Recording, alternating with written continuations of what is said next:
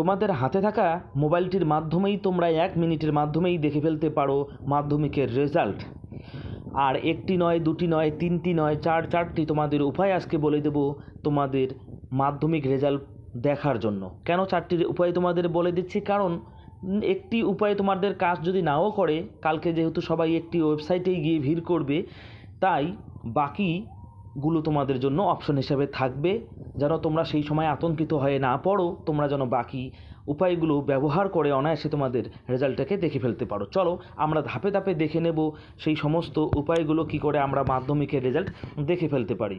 প্রথম যে উপায়, যেটা ম্যাক্সিমাম সবাই করে, তোমরা ক্রোম বা গুগল বা যে কোনো এরকম ব্রাউজার থেকে তোমরা চলে যাবে www.wbresults.nic.in।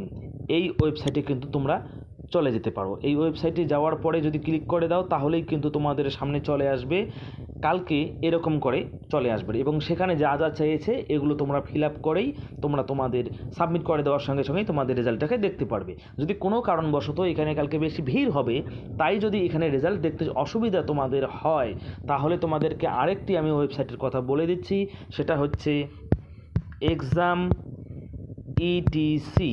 এভাবে লিখে যদি তোমরা সার্চ করো, শুধু এতটুকু লিখেই যদি সার্চ করো, তাহলে তোমাদের সামনে প্রথমেই যে লিঙ্কটা চলে আসবে, সেই লিঙ্কেই কিন্তু তোমরা এখানেও দেখতে পারবে তোমাদের রেজাল্ট।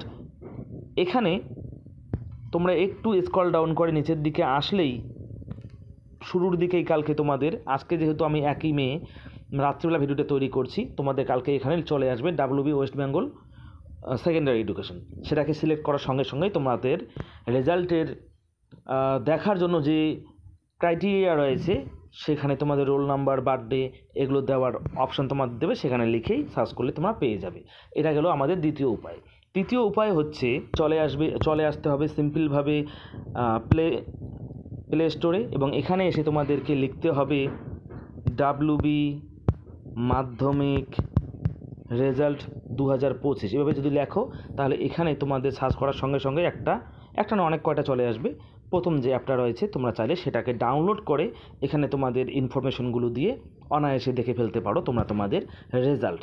তো এতগুলো তোমাদের অপশন বলে দিচ্ছি, এবং শেষে তোমাদের জন্য আরও একটা মজাদার আমি এক্সট্রা একটা তোমাদের বলে রাখছি, যেটা আরও খুব বেশি কার্যকরী হবে।